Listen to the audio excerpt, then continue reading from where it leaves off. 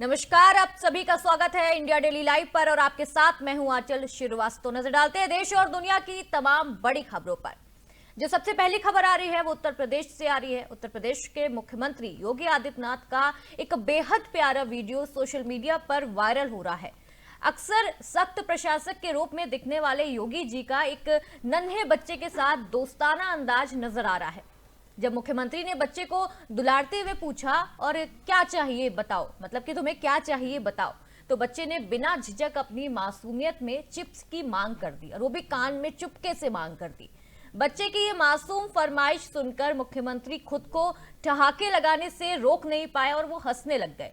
इस प्यारी सी मुलाकात ने लोगों का दिल जीत लिया है।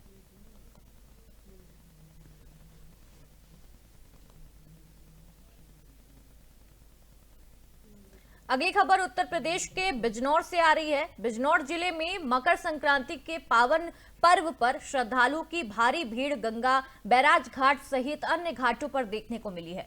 सुबह से ही कड़ाके की ठंड और 5.5 डिग्री सेल्सियस तापमान के बावजूद हजारों भक्तों ने आस्था की डुबकी लगाई है।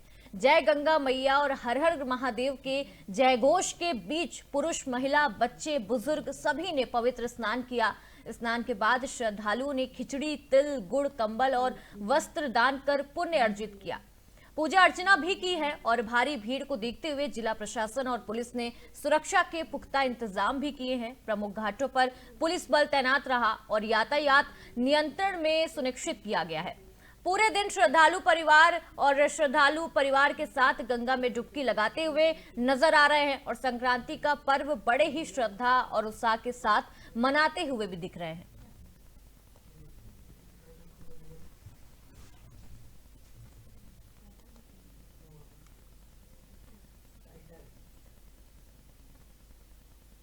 अगली खबर एटा से आ रही है। एटा में राजकीय जिला कृषि एवं औद्योगिक विकास प्रदर्शनी का भव्य शुभारंभ मंडलायुक्त संगीता सिंह ने किया है। इस अवसर पर मंडलायुक्त ने विधि विधान के अनुसार हवन में भी भाग लिया है। कार्यक्रम में जिलाधिकारी प्रेम रंजन सिंह और वरिष्ठ पुलिस अधीक्षक श्याम नारायण सिंह सहित प्रशासनिक अधिकारी भी वहां मौजूद रहे। एसएसपी श्वेताब पांडे और अन्य विभागों के अधिकारी कार्यक्रम में उपस्थित रहे। हालांकि जनपद के जनप्रतिनिधियों की प्रदर्शनी के शुभारंभ के समय अनुपस्थिति ने सवाल भी बड़े खड़े कर दिए हैं। प्रशासनिक स्तर पर व्यापक तैयारियों के बीच ये प्रदर्शनी किसान और उद्योगपतियों के लिए कई अवसर लेकर आने वाली भी बताई जा रही है। बड़े हर्ष का विषय है कि ये ऐतिहासिक नुमाइश है। पंकज भैया आगे करो। के साथ सुंदर तरीके से इसका उद्घाटन किया। साथ ही में ये अच्छी सी प्रदर्शनी इन्होंने लगाई है जो कि सारे विभाग इसमें है।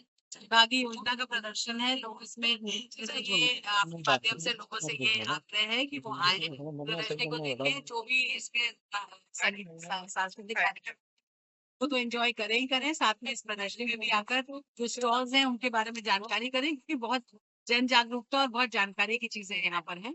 देखें और अपनी बात समझें और उसके हिसाब से मैडम इसमें महीने भर रंगमंची कार्यक्रम भी होंगे। यहाँ के आसपास की संस्कृति का भी दर्शन होगा। उस पर आप क्या? ये बहुत सुंदर है। ये जो भी लोकल हमारे आर्टिस्ट है उनको एक तो ये बढ़ावा देने का बहुत अच्छा मौका है कि वो आए, प्लस लोगों का थोड़ा सा इसमें एंटरटेनमेंट हो जाता है और तो हमारी सांस्कृतिक धरोहर है उसको आगे बढ़ाने। जो अगली खबर आ रही है वो आ रही है हनुमानगढ़ के नोहर से, जहां साहवा बस स्टैंड पर नगर पालिका की ओर से अनेक अवैध अतिक्रमण हटाए गए हैं। इस संबंध में नगर पालिका अधिशासी अधिकारी बसंत सेनी ने बताया कि साहवा बस स्टैंड के चौराहे पर करीब 120 फीट का सर्कल बनाया जाना प्रस्तावित है। इसके तहत यातायात को सुगम करने के लिए यह जो अतिक्रमण है वो हटाया जा रहा है। उन्होंने बताया कि 5 फरवरी के बाद अरडंगी बस स्टैंड पर भी स्थायी और अस्थायी अतिक्रमण नगर पालिका द्वारा हटाया जाएगा। एसडीएम राहुल श्रीवास्तव ने भी मौके का निरीक्षण किया और इस दौरान स्थानीय नागरिकों ने उनसे 5 दिन की मोहलत मांगी है कि 5 दिन आप हमें दीजिए, हम ये हटाने का पूरा प्रयास करेंगे। लेकिन उन्होंने नियमों का हवाला देते हुए इसे इनकार कर दिया और मना कर दिया। इस दौरान तहसीलदार बजरंगलाल कुल्हारी, नगर पालिका जेईएन सुशील सिहाग आदि भी वहां पे मौजूद रहे। के अंतर्गत प्रशासन द्वारा पिछले दिनों जो निर्णय किया गया उसी की पालना में जो ये रोड का निर्माण होना है सावा रोड का, उसी के अंतर्गत जो करव कटना था उस करव में आने वाले दो चार अतिक्रमित थे उनको हटाने की कार्रवाई नगरपालिका प्रशासन द्वारा और प्रशासनिक अमले के द्वारा की गई है। अभी जैसा कि आपने देखा माननीय उपखंड अधिकारी महोदय भी विजिट करके गए हैं, उनके दिशा निर्देश में ही ये किया जा रहा है। उसमें 5 फरवरी तक जो अरडकी बस स्टैंड व्यापार मंडल है उनसे वार्ता हुई है, 5 फरवरी तक का उन्होंने समय लिया है। इसके लिए उनको निशान और दूसरे जो आवश्यक दस्तावेजों की पूर्ति है वो की जा रही है, तो आगामी दिनों में ये कार्रवाई की जाएगी। के अंतर्गत प्रशासन द्वारा अगली खबर राजस्थान से आ रही है और ये चौंकाने वाली खबर सामने आ रही है। पाली में 4 वर्षीय मासूम बच्ची तमन्ना अपने दादाजी के साथ खेल रही थी, तभी एक दर्दनाक हादसा हो गया। दादाजी थोड़ी देर के लिए कमरे में चले गए और लौटने पर बच्ची गायब मिली। परिवार और पड़ोसियों ने 2 से 3 घंटे तक उसकी तलाश की, लेकिन तमन्ना का कोई सुराग नहीं मिला। अंत में घर में बने पानी के टांके पर बच्ची डूबी हुई मिली। परिजन उसे तुरंत बागड़ अस्पताल ले गए, लेकिन डॉक्टरों ने उसे मृत घोषित कर दिया। पुलिस ने प्राथमिक जांच में इसे आकस्मिक दुर्घटना बताया है कि अचानक से होने वाली दुर्घटना बताया है और परिजनों ने किसी भी प्रकार की शंका से इनकार कर दिया है। फिलहाल बच्ची का शव मोर्चरी में सुरक्षित रख दिया गया है।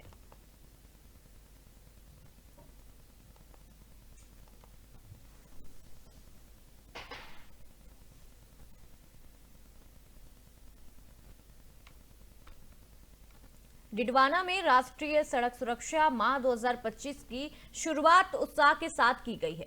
सड़क परिवहन और राजमार्ग मंत्रालय के निर्देश पर जिला सड़क सुरक्षा समिति और परिवहन विभाग की ओर से विशाल बाइक रैली निकाली गई है, जिसे उपखंड अधिकारी विकास मोहन भाटी ने हरी झंडी दिखाकर रवाना किया है। इस वर्ष ये अभियान सिख से सुरक्षा टेक्नोलॉजी से परिवर्तन थीम पर आधारित है, जिसका उद्देश्य सड़क दुर्घटनाओं को रोकना है और मृत्यु दर को 0 तक लाना है, मतलब कि 0 तक लेके आना है। रैली को संबोधित करते हुए एसडीओ विकास मोहन भाटी ने कहा कि तेज रफ्तार आपकी आखिरी रफ्तार भी बन सकती है। उन्होंने लोगों से ये अपील की है कि वाहन चलाते समय स्वयं के साथ साथ दूसरों की सुरक्षा का भी ध्यान रखें। परिवहन विभाग ने बताया कि 1 जनवरी 2026 31 जनवरी तक जीरो फेटालिटी अभियान के तहत जागरूकता कार्यक्रम चलाया जाएगा। 2 पहिया चालकों को हेलमेट, 4 पहिया चालकों को सीट बेल्ट और सभी को यातायात नियमों के पालन का संदेश भी दिया गया है।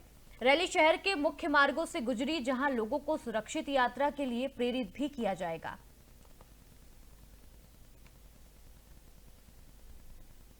पूरे जनवरी माह को एक जीरो फैटिलिटी मंथ के रूप में मोर्च द्वारा मनाया जा रहा है। इसके तहत हमने ये बाइक रैली निकाली है, जिसमें हम ये संदेश दे रहे हैं कि जितने भी 2 व्हीलर हैं सबको हेलमेट पहनकर और ट्रैफिक नियमों की पालना करते हुए ही 2 व्हीलर चलाना चाहिए। इसके साथ ही मैं 4 व्हीलर चालकों से भी ये अपील करना चाहूँगी कि वो भी हमेशा सीट बेल्ट लगाएं और स्पीड लिमिट में ही गाड़ी चलाएं और सारे जितने भी ट्रैफिक नियम हैं उनकी पालना करें।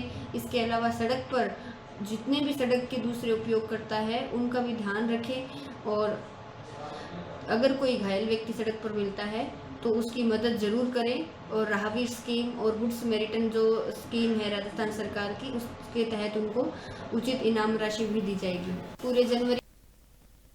अगली खबर मारवाड़ जंक्शन के निकट हेमलिया वास कला गांव में भामाशाह परिवारों ने जनसेवा की मिसाल पेश की है और ये खबर भी वहीं से आ रही है। वर्षों पुरानी सार्वजनिक प्याऊ की मरम्मत कर उसे पूरी तरह से आधुनिक बनाया गया है। पूरी तरह से यानी कि उसको नया बनाया गया है। जो पुरानी प्याऊ वहां पे रखी थी उसको नए आकार से और नई तरीके से उसको बनाया गया है, ताकि जो राहगीर हैं, जो ग्रामीण हैं, उनको शुद्ध और ठंडा पानी मिल सके। भामाशाह मोहनलाल टीकमराम आगलेचा की ओर से अत्याधुनिक फ्रिज लगवाया गया है। वहीं कूनाराम, चंदाराम आगलेचा और केनाराम सोलंकी द्वारा आरओ सिस्टम भी लगवाया गया है। देवाराम सोयल की ओर से पानी की मोटर की व्यवस्था की गई है और लाखों रुपए की लागत से प्याऊ को भी और उसमें सभी सुविधाओं से युक्त कर ग्रामीण वासी हैं, जो ग्रामवासी हैं, उनको दिया गया है। ग्रामीणों ने सभी भामाशाहों का माला और साफा पहनाकर विशेष बहुमान और सम्मान उनको दिया है। इसके साथ ही मोहनलाल टीकम राम आगलेचा ने गांव के विद्यालय में भी आरओ लगवाकर बच्चों को राहत दी है। कार्यक्रम में पंचायत समिति सदस्य नगेंद्र सिंह गुर्जर सहित बड़ी संख्या में वहां ग्रामीण मौजूद रहे और भामाशाहों के प्रति आभार भी जताया।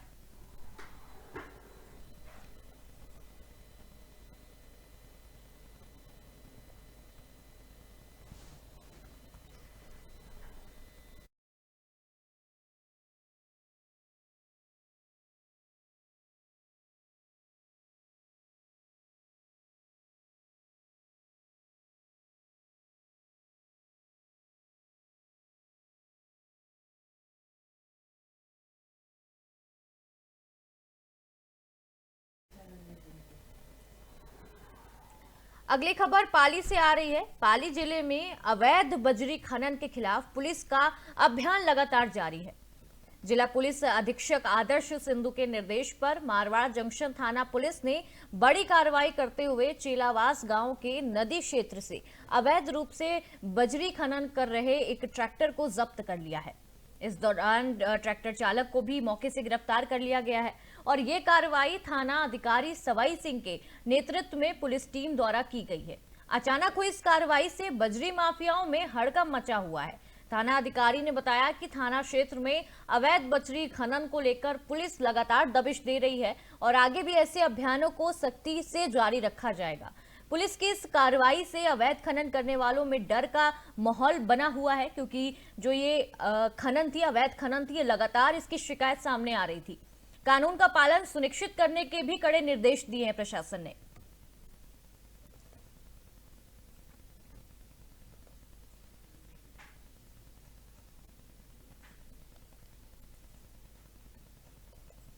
अगली खबर जैसलमेर से आ रही है। जैसलमेर जिले से गौवंश हत्याकांड से जुड़ी एक बड़ी खबर सामने आ रही है।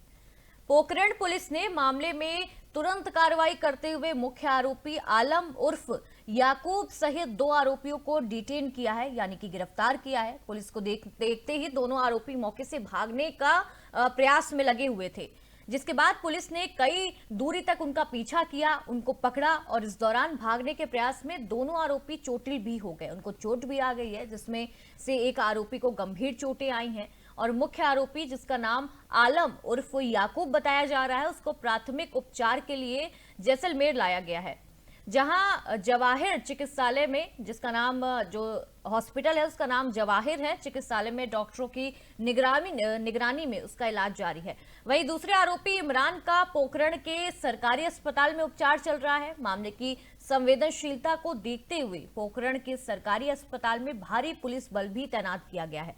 पुलिस पूरे मामले की गहनता से जांच कर रही है और अन्य संभावित आरोपियों की तलाश में भी लगातार जुटी हुई है और ये पता लगाने की कोशिश कर रही है कि कितने और लोग इसमें शामिल थे, क्या कोई गैंग है जो इसके पीछे काम कर रहा है। ये पूरी तलाश में लगातार पुलिस जुटी हुई है।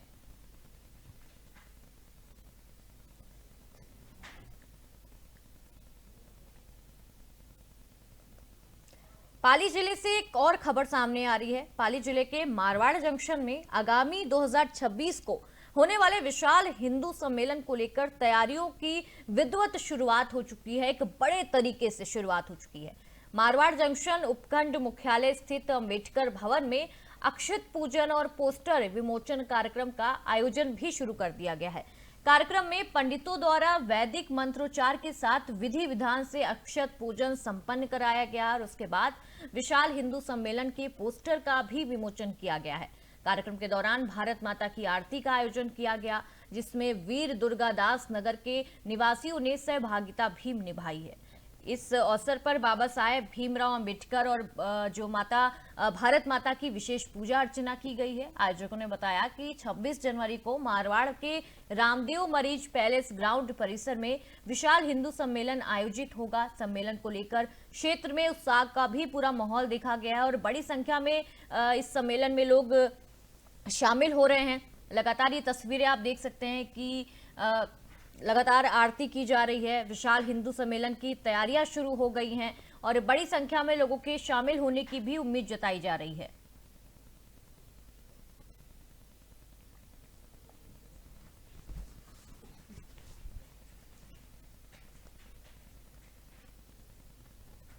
कोटा में कुख्यात हिस्ट्री शीटर आदिल मिर्जा के खिलाफ पुलिस और प्रशासन ने सख्त रुख अपनाते हुए बुलडोजर एक्शन की तैयारी पूरी कर ली है। आदिल की अवैध संपत्तियों और सरकारी जमीन पर किए गए अतिक्रमण को चिन्हित कर लिया गया है, पहचान लिया गया है और उसके पैतृक गांव जहां की उसकी पैदाइश बताया जा रहा है, वो अमृत खेड़ी में बने अवैध मकान पर नगर पालिका की ओर से नोटिस भी जारी कर दिया गया है। नोटिस वहां पे उनके घर पे चिपका दिया गया है, जिसमें 16 जनवरी 2026 तक अतिक्रमण हटाने का समय भी दिया गया है।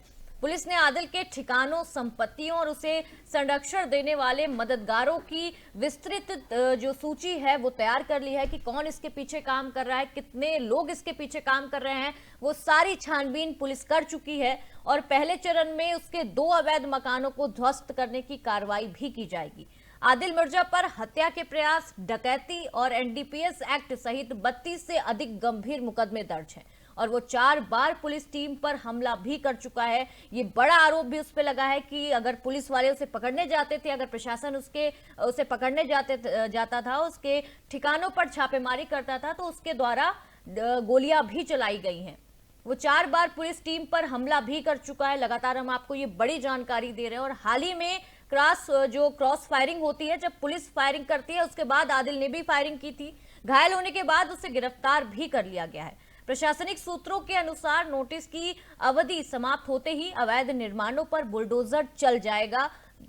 लगातार ये उसको चेतावनी दे दी गई है कि अगर जिस तारीख तक 16 जनवरी तक जो तारीख दी गई है, उसकी डेडलाइन दी गई है, अगर उसमें उसने अपने घर का अवैध जो निर्माण है वो नहीं हटाया तो उसके घर पे बुलडोजर भी चल जाएगा।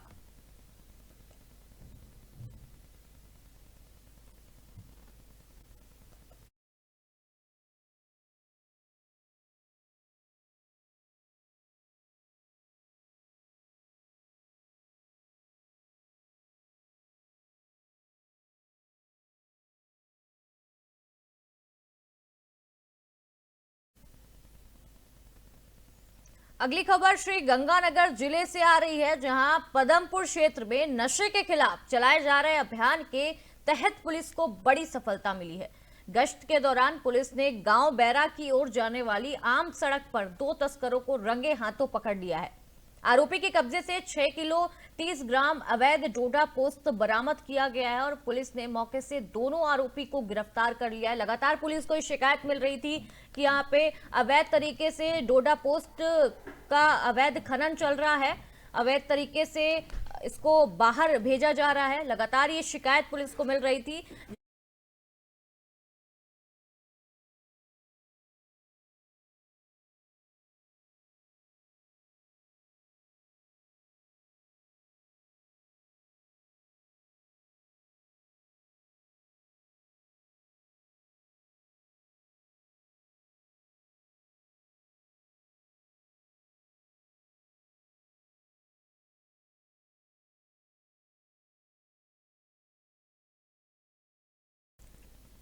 अगली खबर बलोत्रा से आ रही है। बलोत्रा में खेड़ रोड हनुमान नाड़ी के पास शाम करीब 7 बजे बलोत्रा से बाड़मेर जा रही एक कार में अचानक आग लग गई। देखते ही देखते आग इतनी तेज फैल गई कि कार पूरी तरह से जल गई और कार चालक ने सूझबूझ का परिचय देते हुए तुरंत कार से कूदकर अपनी जान बचा ली। आसपास मौजूद लोगों ने तुरंत नगर परिषद और सीआईटीपी की फायर ब्रिगेड को सूचना दी। फायर ब्रिगेड मौके पर पहुंचकर आग पर काबू पाने में सफल रही और गनीमत इसमें यह रही कि इस घटना के दौरान कोई जनहानि नहीं हुई। यह घटना चालक की सतर्कता और तुरंत कार्रवाई के कारण बड़ी दुर्घटना में बदल गई। लगातार ये बलोत्रा से तस्वीरें सामने आ रही हैं, जहां एक चलती कार में अचानक आग लग गई थी, लेकिन जो चालक था उसकी सतर्कता और उसने जो सूझबूझ तुरंत दिखाई, जिसके चलते ये दुर्घटना नहीं बन सकी और दुर्घटना में ये बदल गई।